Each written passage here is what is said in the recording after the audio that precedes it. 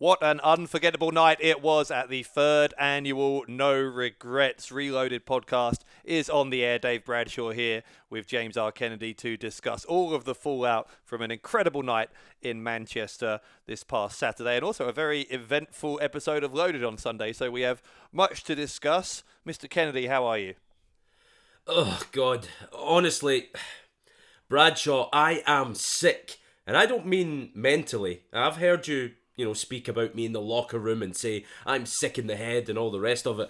I mean physically, I am unwell. And quite frankly, I was already feeling a bit queasy sitting next to you at No Regrets. But what happened at the conclusion of that pay-per-view just tipped me over the edge. So what's wrong with you now? I just feel so sick. I'm loaded with the cold, and I'm also terribly, gravely upset at what happened right at the end of that 30-person Rumble. Ugh. So you've got some minor sniffles, and you've decided to broadcast that all over the podcast. These aren't minor. I could die, and I know what you're thinking, hopefully, but no, that's too far. I'm seriously ill. Have some sympathy for once in your life. Well, you'll forgive me if you're not high on my list of people I would have sympathy for. But it's not a day for sympathy, it's a day for celebration, I think. If you look at some of what happened at No Regrets, it's particularly a time for celebration for the winner of this year's No Regrets Rumble, and that's what we're going to talk about first of all today on the show. Congratulations to the product, David Starr. What a night he had. First of all, beating Gabriel Kidd in the opening contest to ensure that he wouldn't enter the Rumble at number 1, but instead at number 30. And then he made absolutely the best possible use of that advantage by going on to win the Rumble, defeating Gabriel Kidd, in fact, as the last man out to win that match, and go on to Built to Destroy to face the world champion. David Starr, the nearly man no more. No, he isn't. Not the nearly man, the number 1 contender is what David Starr is. But, back to my illness, which I didn't appreciate you just putting into a box and forgetting about. The reason why I am so ill is because, did you see what happened right at the end of that Rumble? Okay, Gabriel Kidd was eliminated, David Starr won the Rumble, blah blah, new number 1 contender, but, and this is a big but, here's a question for you. Did David Starr's feet hit that arena floor first? Now, bear with me, I know what you're thinking.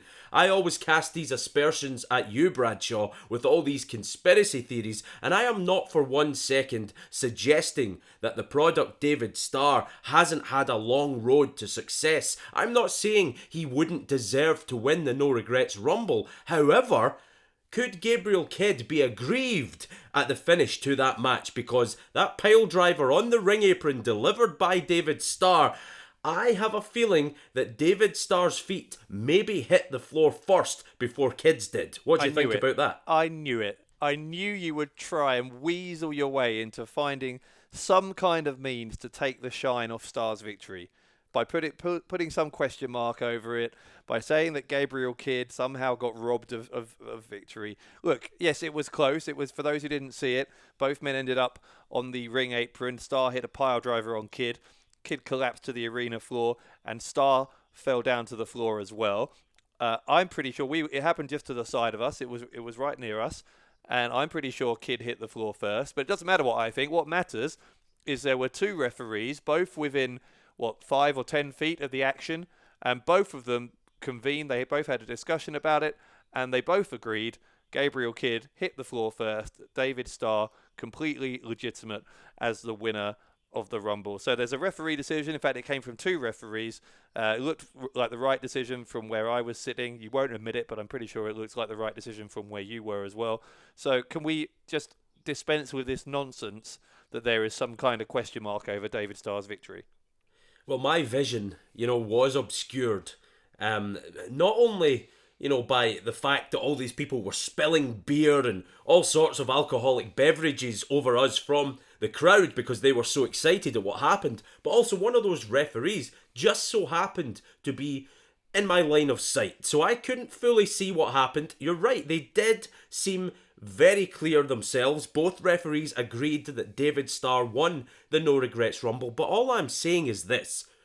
Gabriel Kidd, he went 75 minutes, over 75 minutes in the No Regrets Rumble. He'd already wrestled David Starr for a good 20 minutes earlier in the evening before that. Surely you can see my point of view here, that Gabriel Kidd, the young bull, can feel aggrieved if there is any discrepancy in that result at all.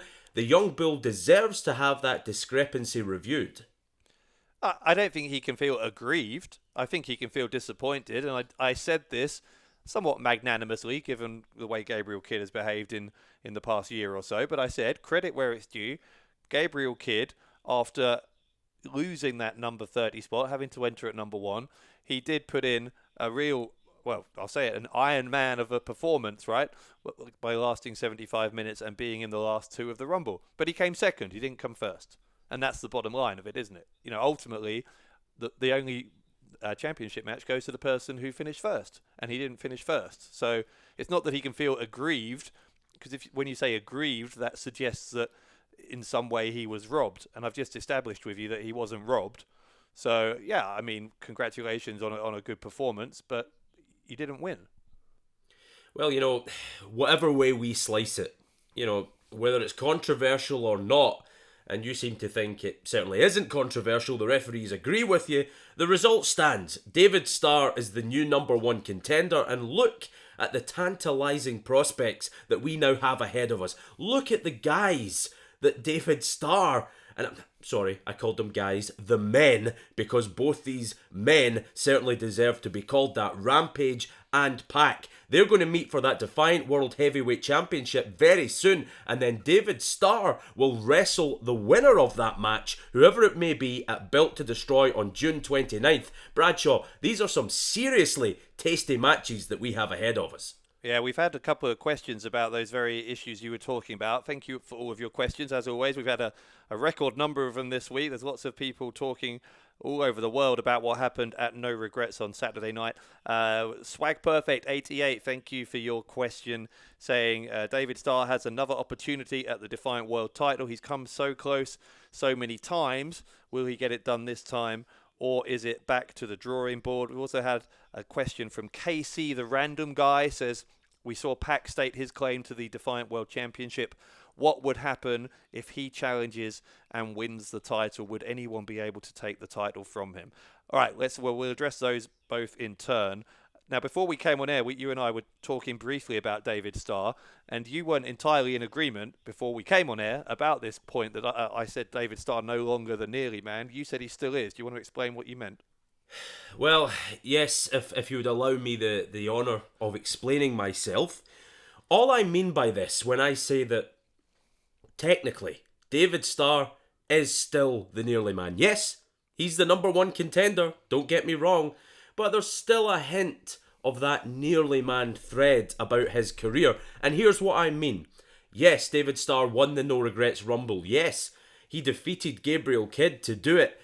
But David Starr hasn't won the big one yet. He hasn't got what he came for. The product, the Jewish canon, this man of so many nicknames and so many championships around the world, still hasn't got that big title win in Defiant Wrestling. That still hasn't happened. And until David Starr does win that championship, arguably, he still deserves to have that tag nearly man. What do you think? Well, I think that, I mean, let's say, for the sake of argument, if Rampage is still the champion by June 29th at Built to Destroy, then Starr would be going in there for a title match against a man who he's already had a title shot against, and he lost, right? So on one level, you do have a point that we've been at this point before, and Starr has still gone from this position that he's in now and still not gone on from there to become the world champion. I think it's different this time because of the way in which Starr earned the opportunity.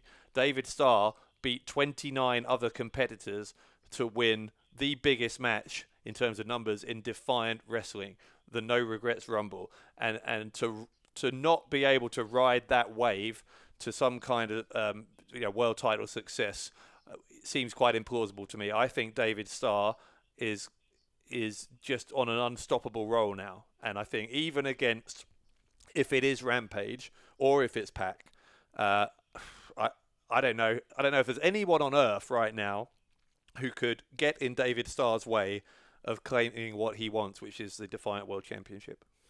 Well, you said it, Dave.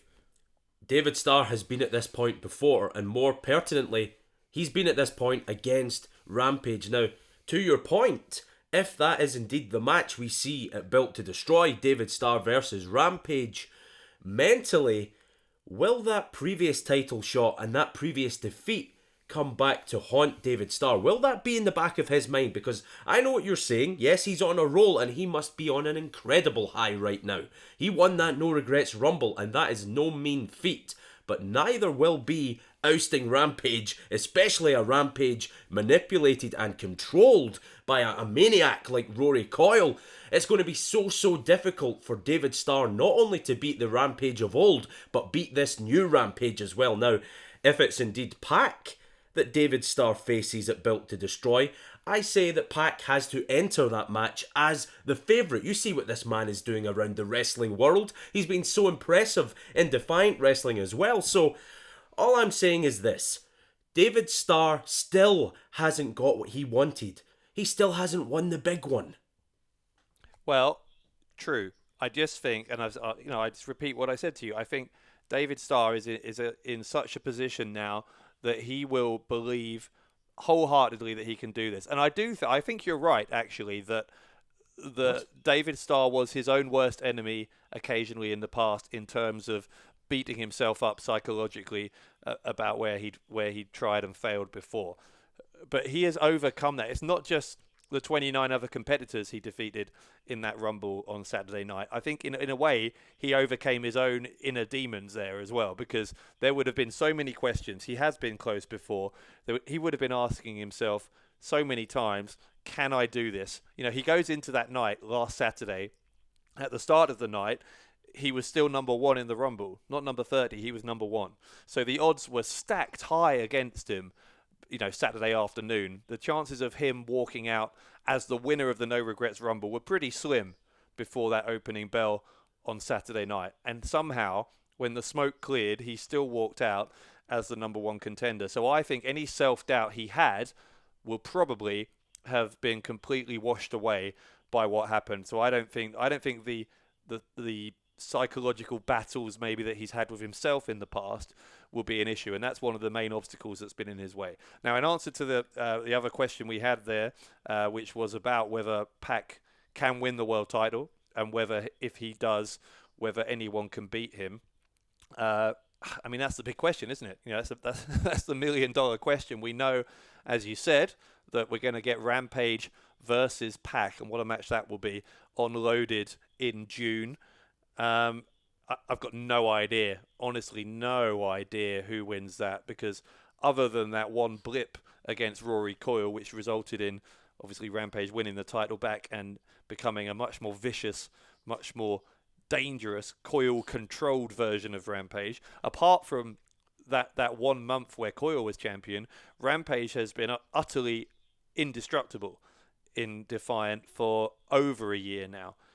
I mean, that is his only loss, was the Coyle loss. So other than that, he's been totally unstoppable, and probably that loss against Coyle and his subsequent alliance with Coyle, whatever we might think it's done to him as a human being, it's made him stronger, not weaker. And so Rampage it's very hard to envision anyone beating Rampage. That being said, PAC has been unbeaten for goodness knows how long, well over a year. I think it's over 18 months now even, in every promotion he's been in. You know, certainly by, you know, pinfall or submission at least, he hasn't lost. You know, and I think that is very hard to ignore as well. So who wins when Rampage faces PAC? Who goes on to face David Starr? That's way above my pay grade. I can't even begin to predict. It's anyone's for the taking. When you look, and I don't want to give the wrong impression here. Now, after David Starr won the No Regrets Rumble, he flashed a glance over at the announce desk and he had a go at me. He had a pop at me for some of the comments that I have made in the past. I'm not going to say they're unfair or unwarranted. David Starr's rebuttal to me, I mean, but I've never said that David Starr isn't a top professional wrestler. I wouldn't even dream of saying something as silly as that. If David Starr can parlay this win in the No Regrets Rumble into a championship victory, then that says it all, especially if he can defeat someone the caliber of either Rampage or PAC, and that's exactly what the product is going to have to do. This is pick your poison time for Starr, because which poison do you think he'd prefer? If you're David Starr, one advantage Starr has now is that his place in the main event of Built to Destroy is guaranteed. That's locked in. What he doesn't know is whether it's going to be Rampage or PAC who he faces in that world title match. So if you're Starr, as you sit back now and wait for June 29th, you've got a month or so to prepare. Who would you rather face, do you think? Well, that's the $1 million question, though, isn't it? Because I think you've got to look at the circumstances surrounding each man. David Starr is a competitor. So whereas he would love to upend Rampage, a man who defeated him before, you have to look at who is in the background, very much pulling the strings, and that is Rory Coyle. I'm not sure David Starr wants to put himself in that kind of sticky situation, so being the competitor that he is, maybe it's PAC. As unthinkable as it is to say that someone would prefer to wrestle PAC, as good as he is, I think that David Starr would take the spirit of competition over this nightmarish reality that Rory Coyle and Rampage have created for that Defiant World Heavyweight Championship. Well, we won't have too long to wait. We know that, as I said, Rampage against PAC is coming up on Loaded in June. And on that note, if you want to join us for the June Loaded tapings, they are coming up this Saturday in Newcastle upon Tyne, and then Built to Destroy, as we said, June 29th, also in Newcastle. So if you want tickets to either of those, it's wearedefiant.com/tickets, and join us for Loaded or for Built to Destroy, or both. Why not? Right, now, one of the other things that's going to happen on Loaded this month, to go back, or this coming month, I should say, to go back to Gabriel Kidd, who we were talking about, is that Gabriel Kidd has gone in the course of a week from number 30 in the No Regrets Rumble and the favourite to win that match and go on to a world title match, to possibly now heading out of the company altogether, because he is going to face Joe Hendry for a third time. This time, the loser leaves Defiant Wrestling altogether. What are your thoughts on this? Well, I don't think you're going to be surprised one bit when I say to you that I think this is an absolute disgrace. Why in the name of hell would Defiant Wrestling management want to face up to the very real possibility of losing either Gabriel Kidd or the prestigious one Joe Hendry? You're talking about the future of not only Defiant, but professional wrestling as well. This is just, Dave, I'm afraid to say it's just another example of management around here undercutting the young bull, throwing obstacles in his way, kicking him when he's down, as if it isn't enough to wrestle Joe Hendry in a 30-minute Iron Man match. Remember that 20-minute draw these guys had back at Magnificent 7? The spirit of competition was enough. Why the need to stick the boot in? I don't get it. Well, I do remember that 20-minute time limit draw, and I also remember the rematch they had. And in both of those cases, Kidd wasn't anywhere close to getting the victory. In that time limit draw, he was almost tapping out to the Hendry lock when the time limit expired. In the second match, he got himself deliberately disqualified, which I can only assume is because he didn't think he could beat Joe Hendry. So, yeah, I understand why you're upset by it, because you're a Gabriel Kidd fan. And so you're looking at this and thinking, a 30-minute Iron Man match against Joe Hendry, a man who Kidd has not been able to beat, not even for a single fall, in 2 previous matches. You don't think that Gabriel Kidd can win this. You think Gabriel Kidd's going to be out of Defiant by the end of next month. Don't you put words into that. That's just appalling behaviour, Dave Bradshaw. To put words into my mouth like that, abhorrent. But I will say this. It's a very real possibility that Gabriel Kidd, the young bull, could be ostracised, could be sent packing from Defiant Wrestling, and not to defend Defiant Wrestling management, but the only justification that I can think of for this incredible decision, this loser leaves Defiant Wrestling stipulation, the only justification I can think of is that things must come to a head between Joe Hendry and Gabriel Kidd. These guys can't stand one another. One man must lose, one man must leave Defiant Wrestling. They're laying it all on the line, but this is very, very hazardous for the future of Defiant, if you ask me. Gabriel Kidd, if indeed he does go, I think Defiant Wrestling will rue the day they didn't strap a rocket to this kid and watch him fly, because he is the future of this industry. Well, Hendry, though, it was Hendry's idea. Right, so Hendry has insisted on having this match against Kidd after Kidd eliminated him from the Rumble last Saturday.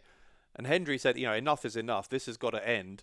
And it's Hendry who's up to the stakes by making this a loser leaves Defiant match. That granted that decision then rubber stamped by General Amin.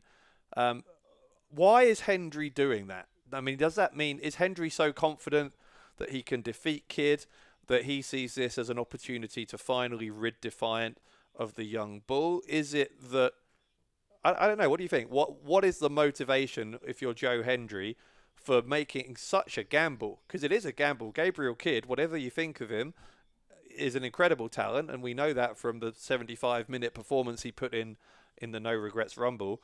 And so victory isn't guaranteed for Hendry. Why would he willingly put his Defiant career on the line?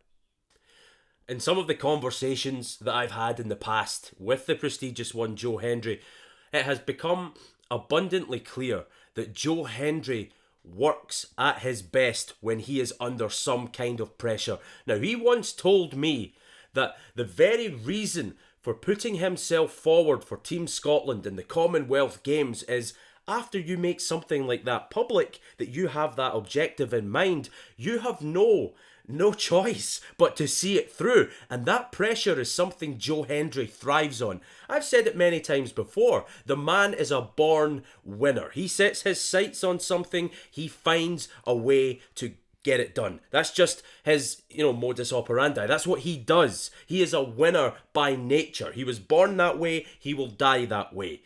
Now, that's the only reasoning I can think of behind this, why Joe Hendry would suggest such a stipulation, because this is an unbelievable risk. Gabriel Kidd is no slouch. If Joe Hendry, he could tweak a hamstring, he could tear a muscle, he could break a bone, there could be a colossal accident. It doesn't matter how small or major, during that match, it could change the course of Joe Hendry's entire career. So the pressure is going to mount the closer we get to this match. You ask me why Joe Hendry would do something like this? The only reasoning I can think of is he embraces that kind of stress. He loves that kind of pressure. He is putting himself out there and saying to the world, I cannot fail. That's all I can think of. You know what? I was having this argument with a Gabriel Kidd fan over the past couple of days. Believe it or not, there are two of you. I won't say who. I'll let them remain nameless so that they're not publicly shamed. But we should swap email addresses and have a little chinwag about the brilliance of the young bull. Yeah, they're not a James R. Kennedy fan as well. Don't get ahead of yourself. But one thing they were saying is, well, from a Kidd perspective, the advantage that Kidd can have here, or at least one that he can take solace in to some extent, is, don't forget, a few months ago, Joe Hendry, briefly at least, looked like he was going to step back from Defiant Wrestling. Do you remember that? He briefly said he was going to focus on other goals. He was going to, he'd done it all that he wanted to do for now in professional wrestling and in amateur wrestling. He was looking towards an MMA career. He very quickly changed his mind, of course, and has rededicated himself to his efforts here in Defiant. But Gabriel Kidd, again, whatever negative things you might want to say about him, and I have plenty, but he has been nothing but laser focused, right? Gabriel Kidd has always wanted to be the man in Defiant. That has been his goal, absolutely, unfailingly, that he's never blinked in that goal, anything like that. So one argument that I've heard from Kidd supporters is that Kidd wants it more. Now, I don't think that's true, by the way. I think Joe Hendry, when he briefly retired, or not retired, but briefly said he was going to step back. You remember that decision only lasted for about an hour, right? Because I think as soon as Hendry said it, he realised how much this company means to him and how much his Defiant career means to him. So I don't think that's correct. I don't think that is anything that Gabriel Kidd can see as an advantage on his side. But I wonder what you think, because you know Joe Hendry a little bit better than I do. Honestly, I really... Joe Hendry must be 100 million% confident that he will win this match, because Joe Hendry, I'll say one thing about Hendry, he has always, whether people have loved or loathed him, he has always been calculated. Joe Hendry doesn't take these kinds of risks, not usually. As I say, yes, he will willingly heap pressure on himself to achieve a goal, but you look at all those other goals, they're different from this one, because if Joe Hendry failed at those goals, ultimately nothing would happen to his livelihood. He would just come back stronger the next time. But if Joe Hendry loses to Gabriel Kidd in this 30-minute Ironman match, Joe Hendry is out of Defiant Wrestling for good. And that just seems like an unbelievable risk. Gabriel Kidd now has this... He has to face up to the same risk, which I'm not even sure the young bull wanted in the first place. In fact, I'm very sure he didn't. And it was you who said earlier on in this broadcast that General Amin rubber-stamped Joe Hendry's decision. That circles back around to my original point. Since day one here in Defiant Wrestling, General Amin has tried to, compromise what Gabriel Kidd is looking to achieve. Ever since they separated and they went in different directions, General Amin has tried to change Gabriel Kidd's life for the worst, and this is just another example of it. You make their so-called separation sound like some kind of no-fault divorce where two people just fell out of love or something. That's not what happened. Gabriel Kidd stabbed him in the back. Let's call it what it is.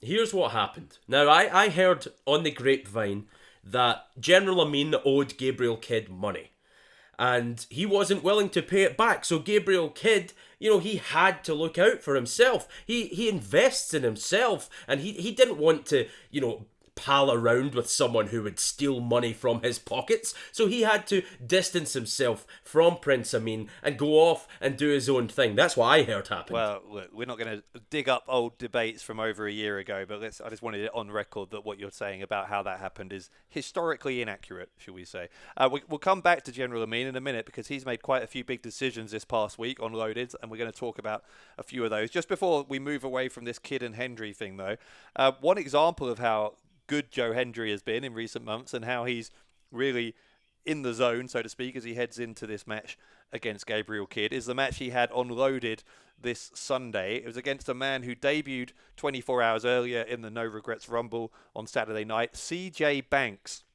Now, CJ Banks, for those who don't know him, has been a stalwart of the UK scene for well over a decade now, one of the most dangerous men in the UK scene. Hendry put him away first in the Rumble and then in one-on-one competition. So Hendry obviously showing just how in form he is at the moment, despite that sort of inauspicious start for Banks. So I do want to ask you, and actually a couple of fans have asked questions on this on social media using the hashtag #WeAreDefiant. They want to know, what prospects do you see for CJ Banks' career in Defiant going forward? I have some thoughts on that, but let's get yours first. Well, there's no disgrace, first and foremost. No disgrace at all in losing to Joe Hendry. Listen, Joe Hendry rolled into Loaded with a point to prove. He was disappointed with what happened at No Regrets. Joe Hendry went into that match believing he was going to be the winner of that 30-person Rumble. He wanted to get back on the saddle, overcome that disappointment, pick up a win. So CJ Banks cannot be judged solely on that one match. I thought he was impressive as well, by the way, in the No Regrets Rumble also. The future for CJ Banks is very, very bright. I love his aggression. I love how mechanically sound he is between those ropes. At some points in that match with Joe Hendry, you could just tell that CJ Banks was having fun inflicting pain. And that's, that's a very favourable trait when it comes to this locker room in Defiant Wrestling. This is a den of wolves, and if you don't hit first, if you don't hit hard, and you don't howl, from the rooftops, then you're going to be in trouble. And CJ Banks just looked so focused, so mean, so ready to make a statement. I don't think we've heard the last from this man. No, Banks is an incredible competitor, and of course he was part of, among many other things, he was part of WOS Wrestling on ITV last year. So actually, he knows Hendry from there. He knows a lot of the Defiant roster who were also part of that last summer as well from there. So Banks is going to be a very interesting addition to the Defiant roster going forward, and a great decision, if I may say so, by General Amin to bring him in. So on that note, let's talk about some of the other decisions that our general manager has made this past week. You've already expressed your distaste for this decision of Kidd versus Hendry. 30-minute Ironman match, loser leaves Defiant. There's another big match that's going to happen in June on Loaded, thanks to General Amin's decision this past week. Martin Kirby, our internet champion, who has refused to defend the title on the internet, or at least not on free internet, on YouTube, has finally been forced to do so by a slightly obscure clause in the Defiant rulebook that means that he has to face Simon Miller. Miller coming off the biggest win of his career on Saturday night at No Regrets against John Bad Bones Klinger. We'll talk about Klinger a bit more in a minute as well. Kirby and Miller, what are your? I know what your thoughts will be, but I want to hear them out loud just for my own amusement. Go on. Well, I can't believe this is happening. I really can't. Martin Kirby is the single greatest box office attraction Defiant Wrestling has ever had, and now they want to throw the internet champion out there for free on YouTube against a YouTuber. Please. Now listen, you said it. Simon Miller did beat the most dangerous man in European wrestling, John Klinger, but, that was a one-off fluke. This will be different. This is not going to end well. This is not some Cinderella story for Simon Miller. I'm impressed that he's come this far, but this is where it ends. Martin Kirby must be seriously peeved that not only has he been, asked to wrestle for free in front of a worldwide audience on YouTube, for free, by the way, told, not on paper. Not asked, told. I'm very sure they asked him in writing, and Martin Kirby had to get it cleared. And he, the gracious and competitive fighting champion that he is, decided, yes, okay, I'll do it. I'll do it just to help out Defiant Wrestling. But that's the kind of guy Martin Kirby is. I think this is going to be a very short and sour experience for Simon Miller when he faces Martin Kirby. Well, we'll find out. I think Simon Miller maybe is just about reaching the moment, that moment where a career goes from promising to, exploding into success. And this might be, the signs are there for Miller. If you beat someone like John Klinger, that shows that you're ready for the big time. And Simon Miller, I think, may reach that big time by becoming the internet champion on Loaded this coming month. Let's talk about Klinger then. Klinger, after being removed from the No Regrets Rumble after assaulting Simon Miller following their match on Saturday night, he then interfered in the Rumble anyway, and as a result of that has been indefinitely suspended from Defiant by General Amin. Now, you've talked about General Amin in many negative terms, particularly involving his decision making over his tenure as general manager. You can't say that he's dithered here. You can't say that he's failed to be bold, failed to make a decisive move after something happened. He has gone completely, out there just straight away and said, you know what? No, unacceptable, indefinite suspension. That is good leadership. Personally, you're right. I cannot sit here in good faith and say that General Amin has dithered, as you put it, or hesitated, or any other word we want to use to describe how clinical he was in his decision making after No Regrets. But maybe the only flaw I see in this is, again, it's a similar point to the Gabriel Kidd one. You're talking about a box office attraction here in John Klinger, the most dangerous man in European wrestling, the badness, a very marketable pro wrestler. I just don't see the end game here. I think maybe, just maybe, perhaps it was a little bit strong to use the word indefinitely. By all means punish John Klinger for his behaviour, but don't deprive your company of a man who will bring in fans, who will sell merchandise, who will, all the rest of it. John Klinger is a box office attraction. I don't know why you'd want to starve Defiant Wrestling of his star power. Again, your use of the facts, though, is very selective, isn't it? Which is pretty common for you. But let's just think about this for a minute. Yes, John Klinger is an incredible competitor. We've seen some great matches with John Bad Bones Klinger. No debate about that whatsoever. That is absolutely true. But on the negative side, if you're General Amin, you're trying to run a wrestling company and be the general manager, Klinger has caused absolute chaos here. This John Klinger problem that we've all talked about, that Simon Miller, hoped he had put an end to by defeating Klinger on Saturday night. This has tormented Defiant for months. It's been involved wrestlers being hospitalized. It's involved non-wrestlers being assaulted or threatened with assault, myself included, on one or two occasions. You know, You deserved that. What did I deserve? Well, it's not about me anyway, because I wasn't one of the people who did get attacked in the end. But look, more to the point, there are wrestlers who have been put on the shelf because of John Klinger. So it's all very well saying, yeah, Klinger is a box office attraction. Yes, he is. But if he is going to cause other box office attractions to be unable to compete, then the cons outweigh the pros from General Amin's perspective, don't they? Well, as much as I'm having fun at your expense, and I'm scraping the bottom of the barrel here to find reasons, because you're right. I hate to say it, but you are right, and I even detest more so agreeing with General Amin. However, John Klinger has been such a thorn in this regime's side since day one. He has caused untold havoc. He's sent people to the hospital, for crying out loud. He's changed the future plans of Defiant Wrestling, and he's done it with a sick smile on his face. So I cannot sit here, as I say, and defend John Klinger's actions, although I do think suspending him indefinitely is a tad strong. But only time will tell. Yeah, indefinitely just means that there is currently no end date.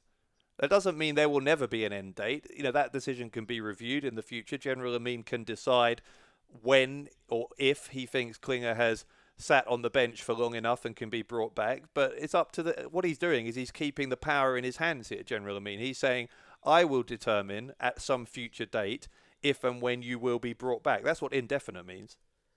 But is this wise, though? Because if you look at the kind of man John Klinger is, he will not take this lying down. At some point, there will be recourse for this suspension. It may be rained down, painfully, I might add, on General Amin. If you're General Amin, after suspending John Klinger indefinitely, you're looking over your shoulder, because you don't know when the most dangerous man in European wrestling could strike next, whether he's suspended or not. Well, part of the reason for that suspension is his involvement in that assault on HT Drake after Drake did a number on the anti-fun police during Saturday night's Rumble. As a result of that attack on Drake, Drake is currently out injured, but assuming he recovers in time, another one of General Amin's big decisions from this past week is that Drake will get a shot at his former colleague in the anti-fun police, No Fun Dunn. The No Fun title will be on the line as Dunn faces Drake at Built to Destroy on June 29th. And now that's a match that surely, as a supporter of Drake over a long period of time, you must want to see. I'm very sad at what has happened to the anti-fun police. I thought this was a band of brothers. I thought that they had one another's backs, but it seems that all along, HT Drake was almost a sacrificial lamb for No Fun Dunn and Santos. You're right, I have history with Drake. I like him personally. I have always admired his professionalism, and I don't believe that he deserved the treatment or has deserved the treatment he's had over the past while here in Defiant. But what an opportunity for Drake. He could shut No Fun Dunn up for good. He could take away that No Fun Championship and he could rebrand it the Hardcore Championship. We don't know what could happen. I think if Drake can wrestle away or brawl away that championship, then we're going to see a massive crack in the armoury of the anti-fun police. Go on, say it. Say it. Say it's a good decision by General Amin. Say it. Why do I need to say it? What kind of satisfaction that's what we're talking are you... about. That's what we're talking about, whether all these decisions this week have been good or bad. And you have just essentially said that's a good decision. So just say it explicitly for us. Go on. Just for the record. Just for posterity. So we can record you complimenting a decision by General Amin. Go on. Okay, I'll say it. I will say it right here. I will go on record and I will say that making a match between HT Drake and no fun done for the no fun championship at some point is a great decision by Defiant Wrestling Management. How about that? There we are. Was that so hard? You'll notice I didn't say General Amin either, but Yeah, but he is the Defiant Wrestling Management, so we know what you meant. Anyway, one more decision to talk about. This one was an interesting one as well. Apparently, General Amin was considering a suspension for Chris Brooks, particularly after he was not in attendance at the No Regrets Rumble on Saturday. However, at the request of Laura Di Matteo, who, as we know, has unfinished business with Brooks won't be suspended. Instead, he will face Di Matteo during the month of June on Loaded. I don't know how I feel about this. Laura Di Matteo, I absolutely respect for wanting to fight her own battles here. Chris Brooks shoving her, manhandling her, as we saw on Loaded several weeks ago, as part of this big chip on Brooks' shoulder that he seems to have had in recent months. So Di Matteo, who's been negatively affected by that psychologically, I think it's fair to say, wants to address that. She wants to slay that demon by taking on Brooks. Is it smart, though? Well, as far as I can see, Laura Di Matteo, now remember, when she first came in to Defiant Wrestling, she was a house of fire. She was racking up wins left, right and centre in that women's division, and then it all turned sour for her. She started losing matches, a lot of that momentum diminished, and then along came Chris Brooks, who just, I'm not going to tart it up or dress it up. He disrespected Laura Di Matteo. And I think it's admirable that Laura Di Matteo is willing to step into that ring with someone like Chris Brooks. Now, we can argue the ins and outs of whether it's bravery on Laura Di Matteo's part or stupidity, or, we don't know what kind of mindset Chris Brooks is going to be in for that match. I think we can guess, however. I think he's going to be super fired up and he'll be wanting to make a statement. The same goes for Di Matteo, however. What a statement it would be if Di Matteo can defeat Chris Brooks.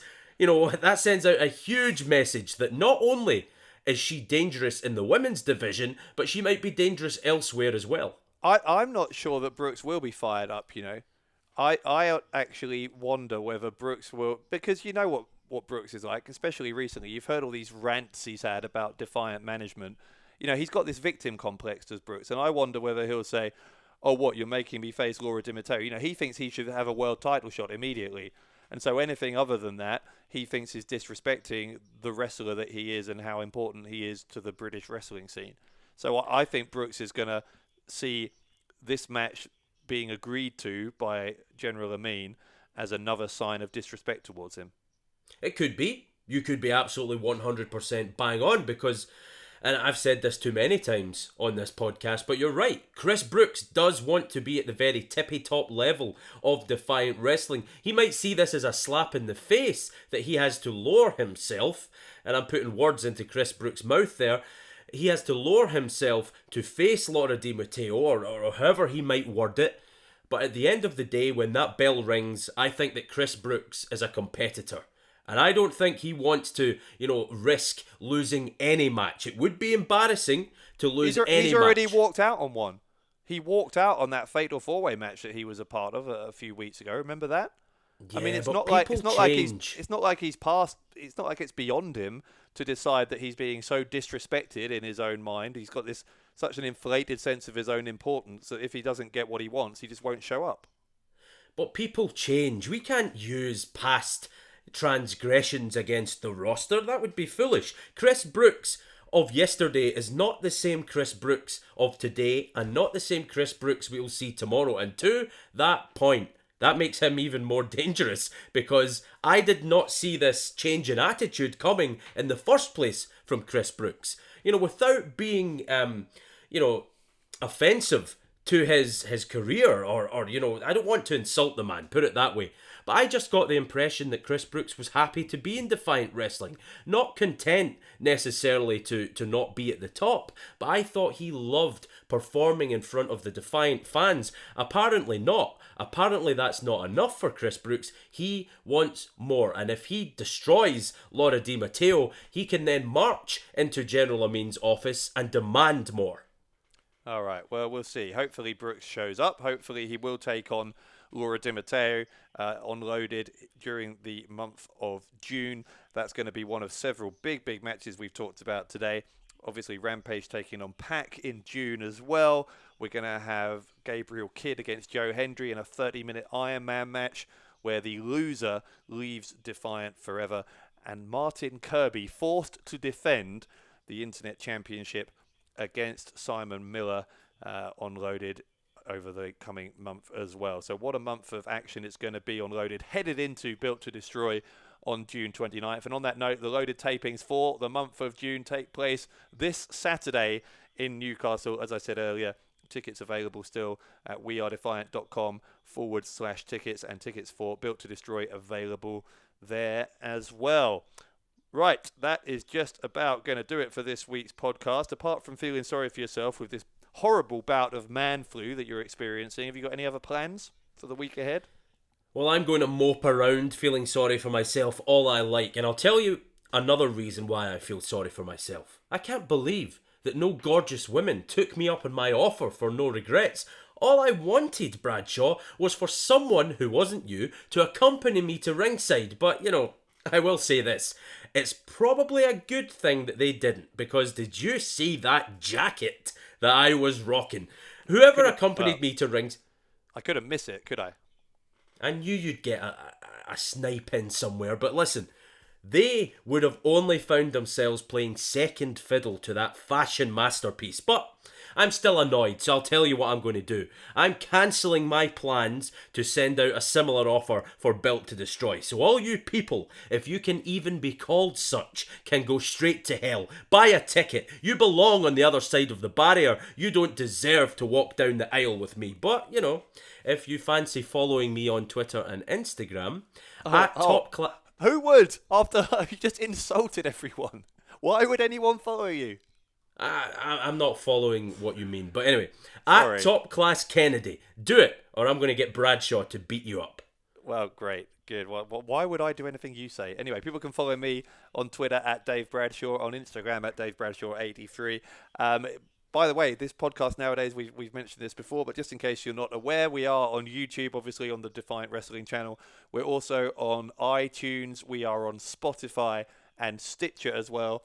So if you're listening to us on one of those 4 platforms and wish you were listening on another, then search Defiant Wrestling on any of them, and you can catch us on there. Thank you again for all of your questions this week. Again, keep those coming. You can tweet us on the addresses on the names we just gave you, or also at Defiant Rest. Defiant WRES is the Defiant Twitter. Use the hashtag #WeAreDefiant, and as always, we will get through as many of your questions as we can every week. Right, that's it then. We will be in Newcastle on Saturday for those Loaded tapings, and we will be back again with you next week here for another episode of the podcast. For James R. Kennedy, this is Dave Bradshaw saying thank you for listening, and we'll see you next week on ReLoaded.